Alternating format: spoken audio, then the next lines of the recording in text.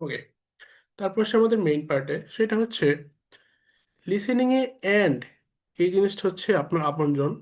এই এন্ড আপনাকে হেল্প করবে আনসারগুলো খুব সহজে পাইতে। কিভাবে? আমরা অনেক সময় দেখি এন্ড যুক্ত আনসার থাকে, যেমন গ্যাপের আগে থাকে এন্ড, গ্যাপের আগে থাকে। সো ওইগুলো আমরা কিভাবে করব? ধরুন এখানে আছে রহিম অ্যান্ড করিম, তাহলে রহিম দেওয়া আছে বাট করিমটা দেওয়া নাই। সো তখন আমি কি করব? আমি জানি এখানে দুইটা জিনিস বলবে, আগে বলবে রহিম, তারপর বলবে করিম। সো এইটা গ্যাপ ফিল পার্ট ওয়ানে 99% শিওর যে যখন এরকম গ্যাপ ফিল আসে তখন অবশ্যই আগে রহিম বলবে, তারপর যেটা আনসার ওইটাকে ওরা বলবে। সো রহিম শুনলে আমি সাথে সাথে রেডি, যে এখন আমার আনসারটা আসবে, আরেকটা নাম বলবে, সেইটাই আমার আনসার। তারপর ওরা অনেক সময় কি করে, ওরা অনেক সময় এন্ডটাকে বলে বাট অলসো। যেমন গ্যাপে আছে করিম, তো ওরা বলবে রহিম বাট অলসো করিম। সো এটার জন্য আমাদের রেডি থাকতে হবে। আমরা বলি না হি অ্যান্ড অলসো হি। হ্যাঁ, সো মানে কি, যে অলসো দিয়ে আমরা এক্সপ্লেন করি এন্ড জিনিসটাকে। আবার অনেক সময় এরকম গ্যাপ ফিল আসে যে এখানে তিনটা জিনিস থাকে, কমা কমা দেওয়া থাকে, যেমন রহিম করিম অ্যান্ড মতিন। ধরেন গ্যাপের মধ্যে মতিন আছে, মতিনটা দেওয়া নাই। সো এখানে আমরা কি জানি, যে অবশ্যই আগে রহিম বলবে, তারপর করিম বলবে, তারপর এই মতিনটা বলবে। এটাকে কিভাবে বলতে পারে? বলতে পারে রহিম অ্যান্ড করিম অলসো মতিন। মানে মতিন। যেটি বলুক, লাস্টে যে নামটা বলবে করিমের পরে, আমরা ওইটাকে আনসার হিসেবে নিয়ে নেব। এটা হচ্ছে অ্যান্ডের ইউজ। হুম এটা কিভাবে করতে হয় আমরা একটু প্র্যাকটিক্যালি দেখি।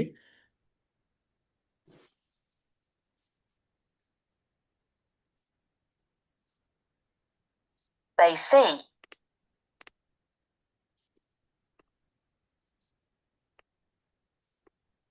ওকে, আমরা সবাই একটু 4 নম্বর কোশ্চেনটা দেখি। কি বলছে? জিওগ্রাফি। জিওগ্রাফিতে includes learning to use a something and compass, মানে কি দুইটা জিনিস।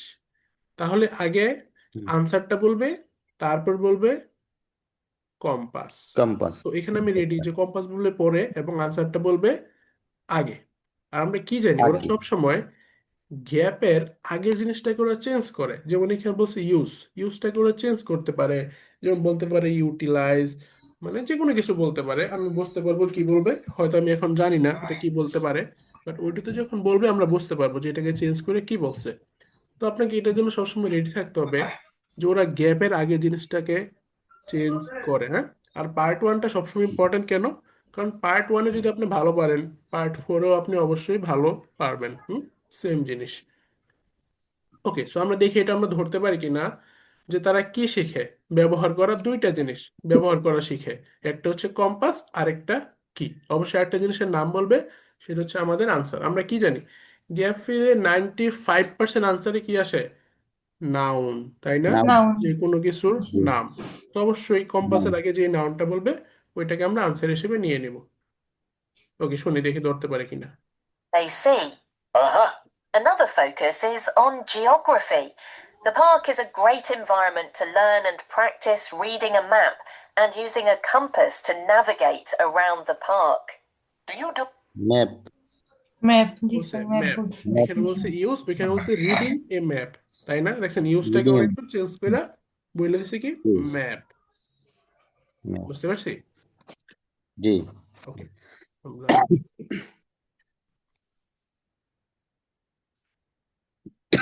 With an oak plantation. ওকে, তো আমরা এখানে 2 নম্বর কোশ্চেনটা দেখি। ওয়েটল্যান্ড। ওয়েটল্যান্ডের মধ্যে এই যে দেখেন তিনটা জিনিস কমা কমা দেওয়া, লেক্স। আগে লেকস, পন্ডস পন। And a something. তো আমি জানি এখানে অবশ্যই তিনটা জিনিস বলবে। সো আমি এটা 100% শিওর, আগে লেকস বলবে, তারপর পন্ডস বলবে, তারপর আরেকটা জিনিসের নাম বলবে, নাম সেটা বল। হচ্ছে আমাদের answer. Clear?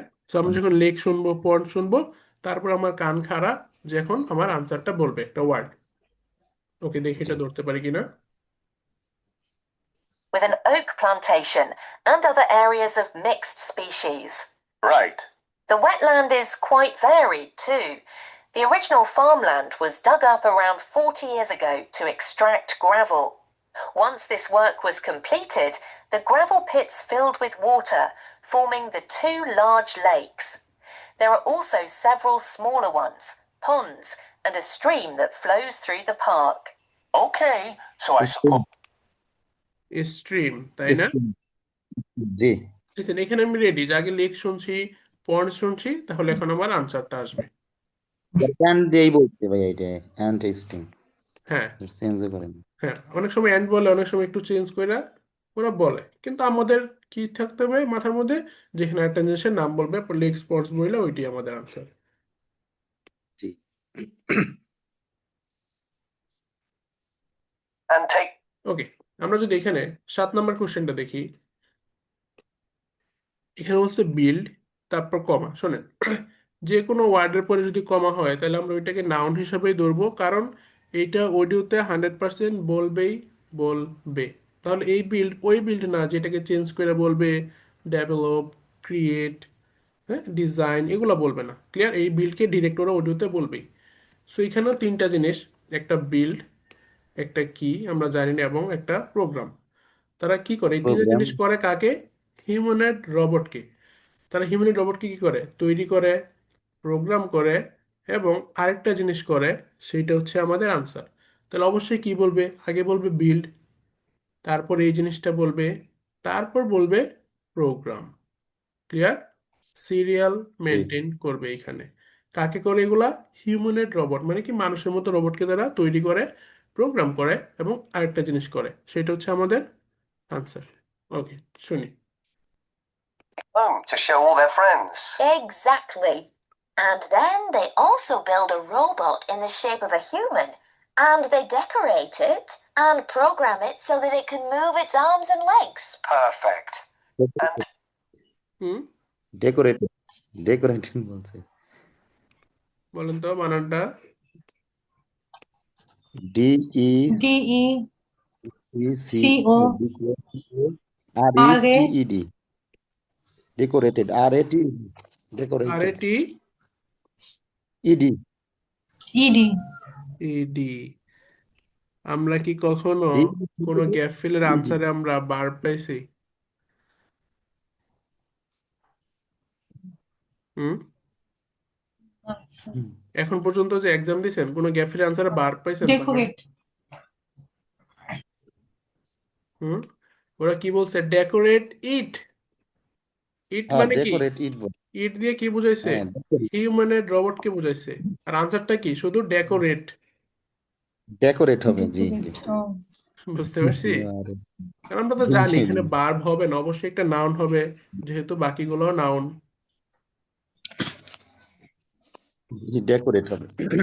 oh decorate it বলছি স্যার হ্যাঁ আমরা decorated শুনছি তো আমরা তো জানি ভার্ব তো আনসার হবে না, তো তখন আমি এই জিনিসটাকে চেঞ্জ করে ডেকোরেট দিয়ে দিব, শেষ। হ্যাঁ হ্যাঁ হ্যাঁ জি হুম। ওকে, তারপর আমরা 4 নম্বর কোশ্চেনটা দেখি। আমরা জানি এন্ড কে বাট অলসো বলতে পারে, সো এটা আমরা খেয়াল রাখবো। ওকে, বিল্ড, আচ্ছা এইখানে দেখেন এই বিল্ডের পরে কিন্তু কমা নাই, সো এটাকে চেঞ্জ করতে পারে, বলতে পারে ক্রিয়েট, ডেভেলপ, ডিজাইন, ডেকোরেট, যে কোনো কিছু বলতে পারে। Okay, build model cars, trucks and what, তিনটা জিনিস তৈরি করে, তাই না? একটা হচ্ছে কার্স, একটা হচ্ছে ট্রাকস, এবং আরেকটা জিনিস তারা তৈরি করে, সেটা হচ্ছে আমাদের আনসার। তাহলে অবশ্যই আগে কি বলবে?